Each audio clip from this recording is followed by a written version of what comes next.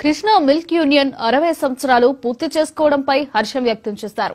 ఆ సంస్థ union chairman Chalasani Anjaneyulu 6 దశాబ్దాలుగా రైతులకు, వినియోగదారులకు నమ్మకమైన సంస్థగా కృష్ణా మిల్క్ యూనియన్ ఉందన్నారు.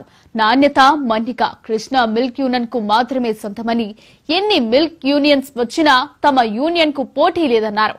రానున్న రోజుల్లో రైతులకు ఆదాయం పెంచే విధంగా, వినియోగదారులకు మరింత నాణ్యత ఇచ్చే విధంగా పనిచేస్తామని చైర్మన్ చలసాని ఆంజనేయులు చెప్పారు.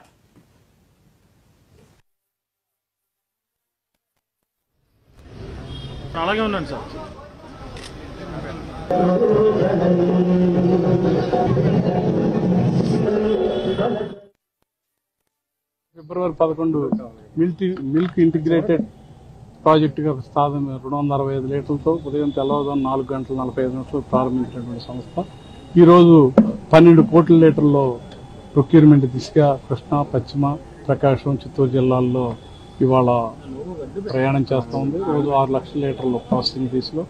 ఆ రోజు ₹1,00,000 దగ్గర నుంచి ఈ రోజున చేరు 50 పైసలకి రైతు దగ్గర కొని 60 పైసల వినియోగదారులకు అమ్మి ఈ రోజున ఈ దిశగా ప్రయాణం చేయటం, మ్యాక్స్ చట్టంలో ఉంటాం. చాలా సంక్షోభాలను యూనియన్ ఎదుర్కొంది. ఆ రోజున వైఎస్ రాజశేఖర రెడ్డి గారి టైంలో ప్రభుత్వ పరం చేసుకుంటాక మ్యాక్స్ లో ఉన్నటువంటి దాన్ని ప్రభుత్వ పరం చేసుకుంటారా కానీ ఆ రోజున కూడా న్యాయస్థానాల ద్వారా కృష్ణా మిల్క్ కాపాడబడింది. మొన్న అమూల్ వచ్చినా సరే ఆ సంక్షోభాన్ని కూడా మేము రైతులు సమర్థవంతంగా ఎదుర్కోగలిగి యూనియన్ ఒక ఫ్యాక్టరీ ఉన్నదాన్ని 2 ఫ్యాక్టరీలు కూడా పెట్టి ఆ క్రైసిస్ అన్ని తట్టుకోగలిగాం. రైతులకి భారతదేశంలో అత్యధిక ధర, లాభాలు, బోనస్లు కలిపి ₹902 ఇస్తున్నాం. సంక్షేమ కార్యక్రమాలు చేస్తున్నాం. పాడి రైతుకి, పాడి పశువుకి, వినియోగదారుడికి భారం తలగకుండా మేలు కలిగినటువంటి పాలు, పాల పదార్థాలు, స్వీట్స్ అందజేస్తా ఉన్నాం. ఈ రకంగా మేము పాడి పశువులకు కూడా రిపీటెడ్ ప్రాబ్లం లేకుండా హై ఈల్డర్స్ పెరగడానికి కావాల్సినటువంటి పశు వైద్యాలన్నింటినీ చేస్తాం.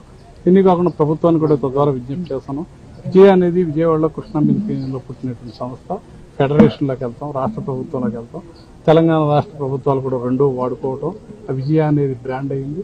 కానీ మేము ప్రభుత్వాన్ని విజ్ఞప్తి చేసేది కోఆపరేటివ్ డైరీలు అయినా సరే ఆ బ్రాండ్ వాళ్లే వాడుకోవాలి తప్ప ఎవరు కో ప్యాకింగ్ ఇచ్చే విధానాన్ని తీసుకుంటే ప్రైవేటు వ్యాపారస్తులు తద్వారా ఆ క్వాలిటీ లేని ప్రొడక్ట్స్ వినియోగదారులకు ఇవ్వటం, తక్కువ ప్రైస్కి ఇచ్చి ఇక్కడ రైతులు నష్టపోవటం, ఇవన్నీ కూడా ఆ మాటను జరుగుతూ ఉన్నటువంటి ప్రభుత్వాల పరిణామాలని ప్రభుత్వం కేవలం ఎవరైతే కోఆపరేటివ్ లో ఉండి మ్యానుఫ్యాక్చరింగ్ హక్కుల్లో వాళ్ళు మాత్రమే ఆ ప్యాకెట్స్ ని దాన్ని ఆ బ్రాండ్ వాడుకోవాలి తప్ప కో ప్యాకింగ్ ఎవరికి ఇవ్వనటువంటి విధానాన్ని ప్రభుత్వం నిర్ణయం తీసుకుంటే